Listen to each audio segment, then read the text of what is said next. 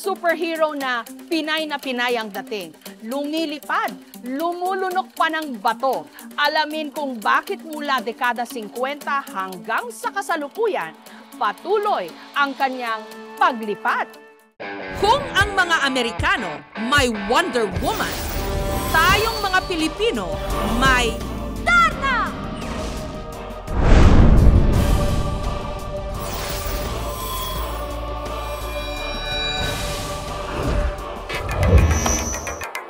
Isinilang ng malikhaing isipan ni Mars Ravelo si Darna noong dekada 50 sa comics. Katatapos lamang ng World War II noon, kaya ang sambayanan tila naghahanap ng superhero.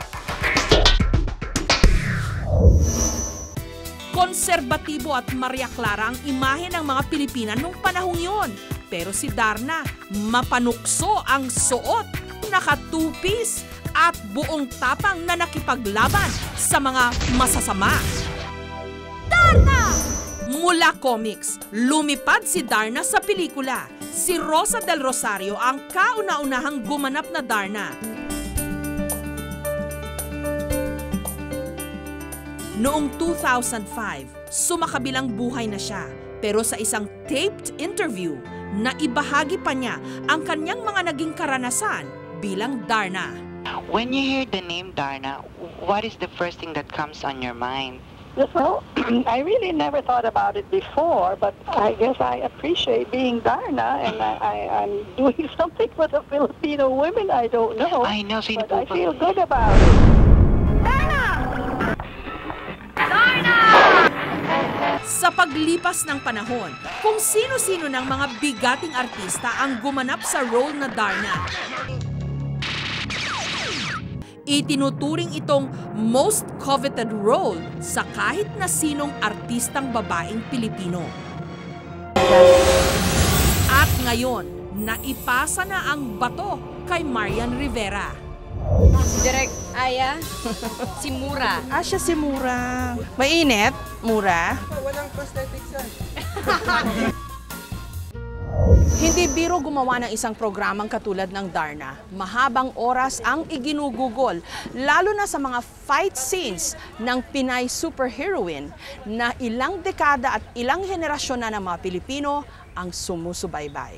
Hi, Marian. Hello. Bago sumabak sa eksena, binisita ko muna si Marian sa kanyang dressing room. Sexy pala talaga. Hindi ka naalaman, medyo bilad na bilad yung katawan mo sa costume.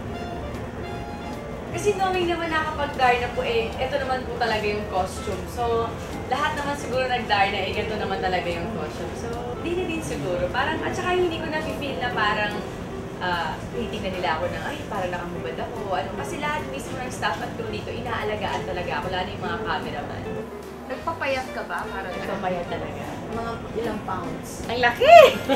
Ang laki na yung nabawas ko. Kung dati nasa 100 something ako, ngayon Diyos ko nasa 80 plus na lang yata ako, 90 something. Ito yung pinaka gusto kong part ang aking helmet. Ipinarinig sa akin ni Marian ang sample ng kanyang pagsigaw. Nagampanan na ni Marian ang iba't ibang malalaking role sa telebisyon. Pero hindi maikakailang iba pa rin ang Darna. Laking pasasalamat ko po talaga sa GMA dahil lahat po ng mga big projects talaga nila talagang inaalay nila sa akin na talagang suportado nila ako. May tiwala talaga sila sa akin. Si Darna, si Marian. Meron nga ba silang pagkakatulad? Madami. Kasi si Darna, once na may humingi sa kanya ng tulong, kahit nasaan siya, pupuntahan niya. Ganon din ako, lalo sa mga kaibigan ko, kapag kinailangan ako, pupuntahan ko talaga yan. Matapang si Darna, which is meron din ako noon. Matapang talaga ako. Ang nagdisenyo ng kanyang costume, si Pepsi Herrera. Ginawa raw niyang mas makabayan ang costume ni Darna ngayon. Ang handcuffs, halimbawa, dinagdagan niya ng mga tribal design. Ang loincloth o ang lampin sa harapan ni Darna, nilagyan din niya ng araw na kamukha ng nakikita sa ating watawat. Darna kasi sa Filipino character naman. homegrown siya, di ba? Ayon kay Marian, hindi madaling maging Darna. Nag-training po ako ng wushu, which is talagang ang hirap, pero ang laking tulong dahil sa mga posing, tsaka sa mga fight scene, yung mga stance ko talaga, nakatulong talaga siya, tsaka harness. Yan yung pinakamahirap na part naka-harness ka, na nakikipag-fight ka at nakagantong costume. Action! Dalawa yun yung pang-bottom niya. One is mas wide yung sides kasi kailangan matakpan yung harness. So, pang-fight scenes yan usually. Ang Darna ng kasalukuyang panahon, ginawa rin mas high-tech ang visual effects. Detalyado ang unti-unting pagbabago ni Narda hanggang sa tuluyan siyang maging Darna. Kung ako lang ang masusunod, gusto ko na talaga umuwi dyan para makita ka. Pati ang takbo ng istorya at karakter at pagkatao ni Narda, binago. Ang gusto kasi mangyari din ni Direk, hindi yung parang superhero na sobrang seryoso. Gusto niya yung tipong maaabot talaga ng mga tao. Na kahit superhero ka, parang tao ka rin. So, deliberate yun. Parang inano ni Direk na hindi yung tao ka lang, superhero. Diyan ka lang. We wanted to tell the story of the woman behind the superhero. Ano yung mga sakripisyo na kailangan gawin ng isang ordinaryong babae para maging superhero. Ano yung mga kailangan niyang i-give up. And palagi ko ito yung magiging interesting sa Darna na mas makikilala natin si Narda. Sa kasalukuyang istorya ni Darna, parehong ginagampanan ni Marian Rivera ang role na Narda at Darna. Pero alam nyo bang sa pinakaunang labas ni Darna sa pelikula, magkaiba ang gumanap dito? Si Rosa del Rosario ang gumanap na Darna. At ang child star noon na si Mila ang gumanap na Narda. Heto na si Aling Mila ngayon, 70 years old na. Dinala namin sa kanya ang kopya ng ilang eksena ng kanilang lumang pelikulang Darna. Makalipas ang mahigit 50 taon, ngayon lang daw uli ito napanood ni Aling Mila. Biro mo, buong Pilipinas kilala ka. Maski sana ako pumunta pag binanggit yung Darna. Ikaw pala yung sumigaw ka naman, sasabihin sa amin. Isa raw sa dinadasal-dasal niya ngayon, ang makaharap ang bagong Darna. Darna! Siya yung unang-unang gumanap daw na Narda. Talaga po? Sa movie. Ay, hello Oo. po, Nay. Hello po. 1950s pa. Hello po. Siya Fight time dalawa. Ayan, sinayan ako po. Kaya maganda yung sinabi mo, anak, iyan ang magbibigay sa iyo ng tagumpay. Itong Darna ang mag-aakyat talaga sa iyo. Wow, salamat. Ang iba pang mga makukulay na karakter ni Mars Ravelo, ang mga kontrabida. Si Danilo Jurado, isa sa mga naunang gumanap na ding sa pelikulang Darna at ang babaeng impacta noong taong 1963. Manunulat na siya ngayon sa isang tabloid sa Valenzuela. Hanggang ngayon, ipinagmamalaki niya na minsan naging bahagi siya ng Darna. Subalit nalulungkot din daw dahil hindi nagtuloy-tuloy ang kanyang swerte sa showbiz. Minsan parang masakit. Minsan naman, sabi ko nga, tao lang eh. Kasi sa akin ang buhay ko, ewan ko kung mali. Yun ang guhit eh. Yun ang palad. Kung sino-sino na nga ang lumabas na mga karakter sa pelikula man o telebisyon.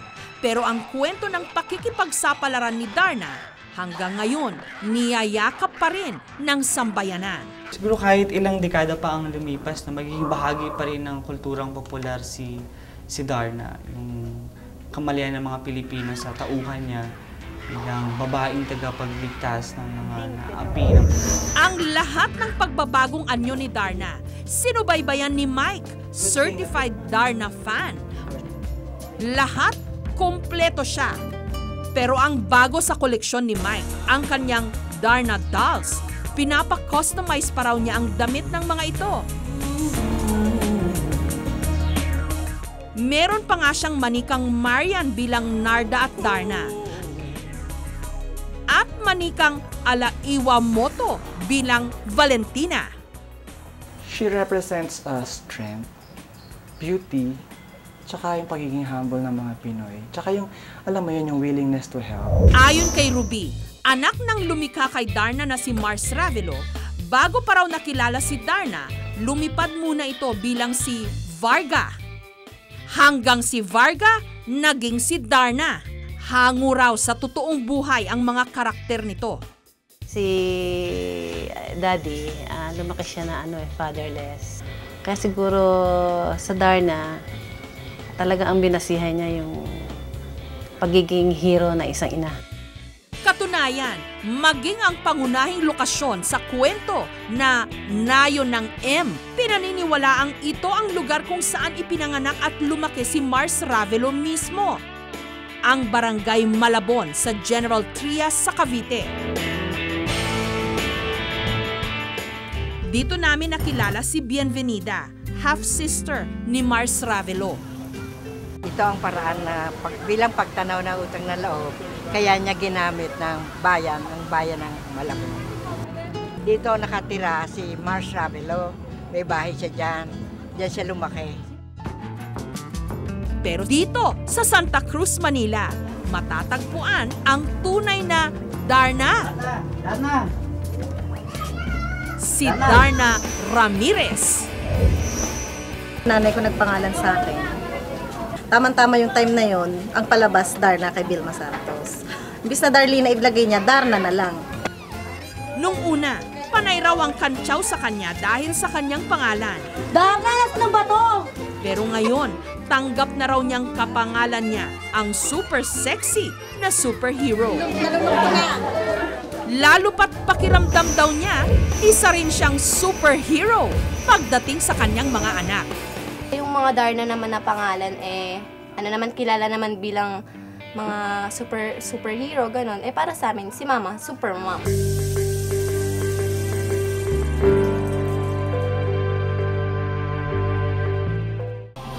Hindi sa lahat ng panahon, may superhero tayong hahangaan at gagawing inspirasyon.